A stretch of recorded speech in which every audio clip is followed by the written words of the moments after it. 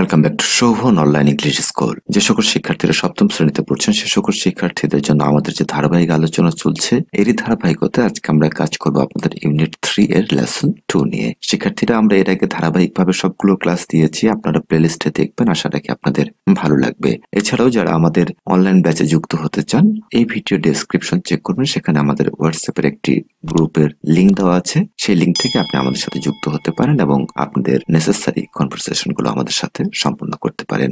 আমাদের আজকের টার্গেট হচ্ছে লেসন 2 এর মোটামুটি আমরা সবগুলো কাজ এখানে করার চেষ্টা করব। আর শিরোনামটি হচ্ছে Flora's first day at school, বিদ্যালয়ে ফ্লোরার প্রথম দিন। আমাদের এখানে কিছু কিওয়ার্ডস রয়েছে। রিকল, যার অর্থ হচ্ছে স্মরণ করা, অ্যাড হচ্ছে আমাদের যোগ করা, এবং চ্যাট শব্দটির অর্থ হচ্ছে আমাদের আলাপ করা বা গল্প করা। এরপরে রয়েছে talk about the pictures and read the story, এই পিকচার সম্পর্কে কথা বলতে হবে, আলোচনা করো এবং গল্পটি পড়ো। চলুন আমরা পিকচারটা দেখে নিয়েছি। শিক্ষার্থীরা আপনাদের কাছে নিশ্চয়ই বই তো আছে, বই সাথে রাখবেন। চলুন আমি টেক্সটটি পড়ে দিচ্ছি আপনাদের। নেক্সট ডে, পরের দিন Farabi comes to visit Flora in her house. পরবর্তী সপ্তাহে ফারাবি ফ্লোরার বাসায় তাকে দেখতে আসে। দে আর হ্যাভিং এ চ্যাট, তারা গল্পগুজব করছে।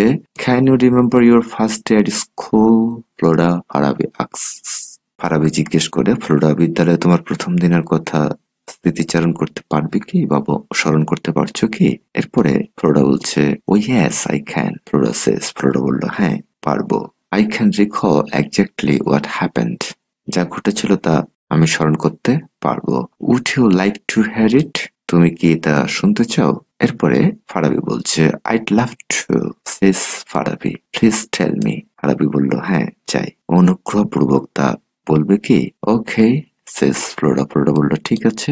ইট ওয়াজ 2006, এটা ছিল 2006 সাল। I was then 6 years old, আমার বয়স ছিল তখন 6 বছর। One day my mother said, একদিন আমার মা বলল, Flora you are going to start your school tomorrow.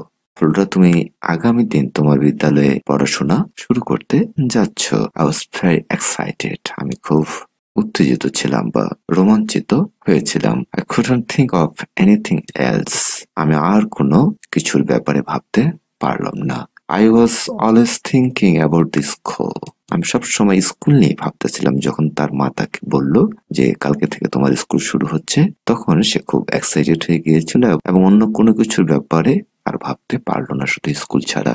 The teachers and the students of our school, আমাদের বিদ্যালয়ের শিক্ষক শিক্ষিকা ও ছাত্রছাত্রীদের সম্পর্কে ভাবতে লাগলাম।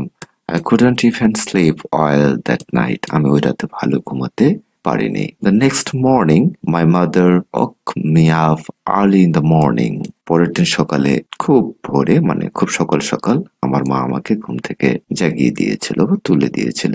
I had a bath, আমি গোসল করেছিলাম। Put on my best clothes, আমি গোসল করলাম এবং সবচেয়ে ভালো জামা কাপড় পরলাম।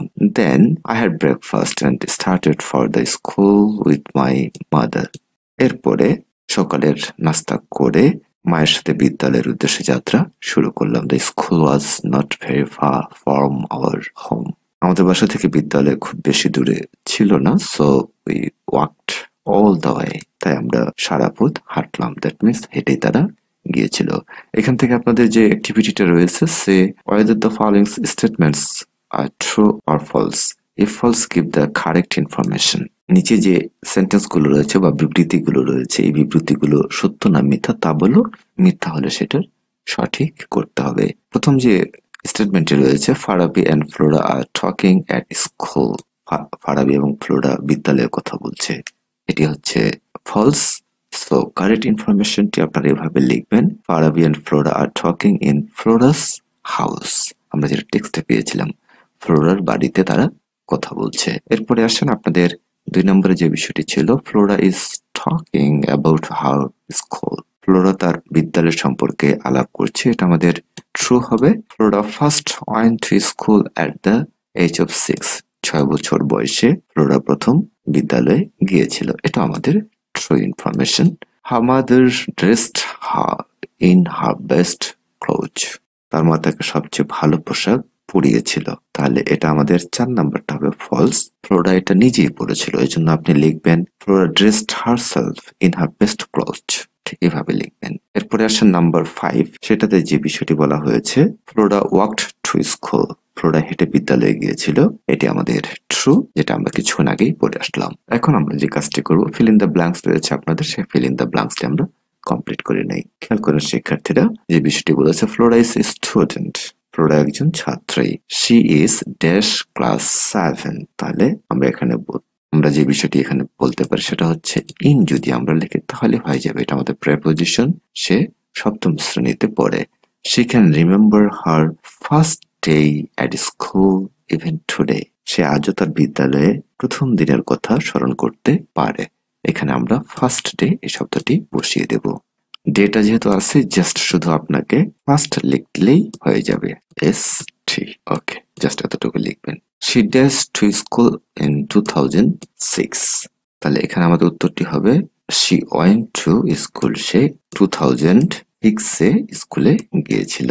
Her mother accompanied her to school, তার মা তার সাথে গিয়েছিল। এখানে আমরা যেই শব্দটি নিব মানে সঙ্গ দিয়েছিল, তার মা সাথে বিদ্যালয়ে গিয়েছিল। একুম্পানি শব্দটি আমরা একটু লিখে দিই, বানানটা আপনাদের অনেকের সমস্যা হতে পারে। সেক্ষেত্রে আমরা লিখে ফেললাম। এরপরে আসেন the school was not a long way from their house, তাদের বাসা থেকে এটা দূরে ছিল না, জাস্ট এই জন্য আমরা যদি এখানে নট ব্যবহার করি তাহলে হয়ে যাবে। এরপরে আসেন এখানে আমরা একটা কোয়েসিভ ডিভাইস ব্যবহার করব, সেটা so Flora walk to school with her mother, তাহলে আমরা জাস্ট এই প্রেপোজিশনটা ব্যবহার করলে আমাদের মিনিংটা কমপ্লিট হয়ে যাচ্ছে। তাহলে শেষ লাইনে যে মিনিংটা আসছে সেটি হচ্ছে এরকম, তাই ফ্লোরা তার মায়ের সঙ্গে বিদ্যালয়ে হেঁটে গিয়েছিল। এই হলো আমাদের ফিল ইন দ্য ব্ল্যাঙ্কস এর কাজটি। আমরা ম্যাচিংটা এখন দেখে নিব। ম্যাচিং করার জন্য শিক্ষার্থীরা আপনাদের যেটি করতে হবে, এই পাশের শব্দগুলো তো জানতেই হবে এবং এই পাশের শব্দগুলোর অর্থ জানতে হবে। আমি একটু শব্দগুলোর অর্থ আপনাদের বলে দিচ্ছি, আপনারা আপনাদের বইতে নোট করে নেন। চেট শব্দটির অর্থ হচ্ছে আমাদের গল্প করা বা আলাপ আলোচনা করা। রিকল হচ্ছে স্মরণ করা। এক্স্যাক্টলি এটি হচ্ছে আমাদের যথার্থভাবে, এক্সাইটেড রোমাঞ্চিত বা উত্তেজিত। এরপরে এই পাশে যে শব্দগুলো রয়েছে সেটি হচ্ছে প্রিসাইসলি সঠিকভাবে, ফিলিং হ্যাপিনেস সুখানুভূতি মানে সুখের অনুভূতি, আ ফ্রেন্ডলি কনভারসেশন বন্ধুত্ব সুলভ আলোচনা, এবং রিমেম্বার মনে করা বা স্মরণ করা। তাহলে আপনাদের এখানে যে বিষয়টি কাজটি আপনাদের করতে হবে সেটি হচ্ছে জাস্ট আমরা ম্যাচ করবো কোনটার সাথে কোনটা যাচ্ছে। তাহলে আমরা যেহেতু অর্থগুলো জেনে গিয়েছি, চ্যাট হচ্ছে আপনাদের আলোচনা করা, তাহলে এটি আমরা বন্ধুত্ব সুলভ আচরণ, দ্যাট মিনস এইটার সাথে ম্যাচ করে দিয়ে দিব। এরপরে রিকল, সেটি হচ্ছে স্মরণ করা বা মনে করা, আমরা সরাসরি পেয়ে গিয়েছি, এই যে এটা আমাদের রিকল।